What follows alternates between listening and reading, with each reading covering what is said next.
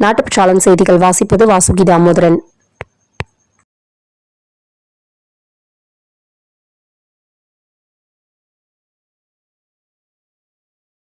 சென்னையில் இளம்பெண் ஒருவர் தனது ஆண் நண்பரோடு தங்கி மது அருந்தியுள்ளார். பின்னர் சிகரெட்டும் புகைத்த நிலையில் நெஞ்சு எரிச்சலுக்கான மாத்திரைகளை எடுத்துக்கொண்டார்.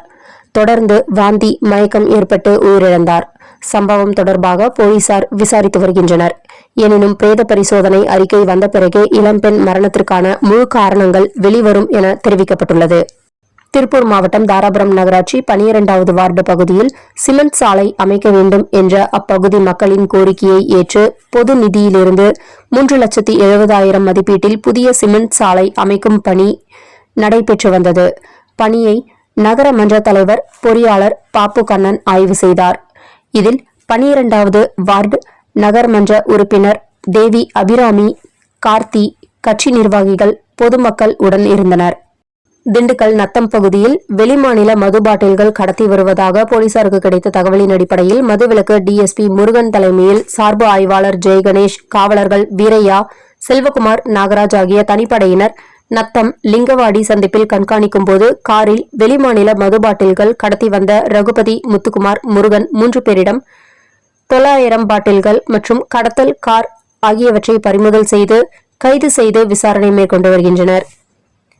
பள்ளியில் படிக்கும் மாணவர்களை வெளியேற்றவே விஸ்வகர்மா திட்டத்தை மத்திய அரசு அறிவித்துள்ளது. அதற்காக விஸ்வகர்மா என்ற பெயரில் மீண்டும் குலக்கல்வி திட்டத்தை அமல்படுத்தியுள்ளது என துணை முதல்வர் உதயநிதி கூறினார். அந்த திட்டத்தை எந்த காலத்திலும் தமிழகத்தில் செயல்படுத்த மாட்டோம் என முதல்வர் ஸ்டாலின் கூறியுள்ளார்.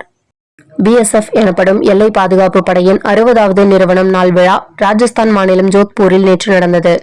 நாட்டின் எல்லையை பாதுகாக்கும் வகையில் எல்லை பகுதிகளுக்கு என தனியாக ட்ரோன் எதிர்ப்பு படைப்பிரிவு உருவாக்கும் முயற்சியே நடந்து வருகிறது என மத்திய உள்துறை அமைச்சர் அமித்ஷா தெரிவித்தார்.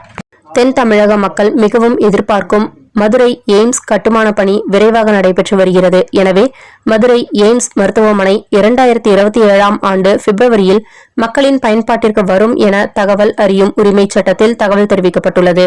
தமிழகத்தில் உள்ள 40 குடும்ப நல கோர்ட்டுகளில் 2024 வரை விவாகரத்து, ஜீவனாம்சம் கோருதல், ஒன்றாக சேர்த்து வைக்க கோருதல், பரஸ்பர விவாகரத்து என 33,213 வழக்குகள் நிலுவையில் உள்ளன. இதில் 17,638 வழக்குகள் இந்த ஆண்டு தாக்கல் செய்யப்பட்டவை. இது 10 ஆண்டுகளில் 3 மடங்கு அதிகரிப்பு. கூட்டு குடும்ப வாழ்க்கையில் இருந்து எப்பொழுது நாம் விலகினோமோ அப்பொழுது இருந்து விவாகரத்தும் அதிகரிக்க தொடங்கிவிட்டது.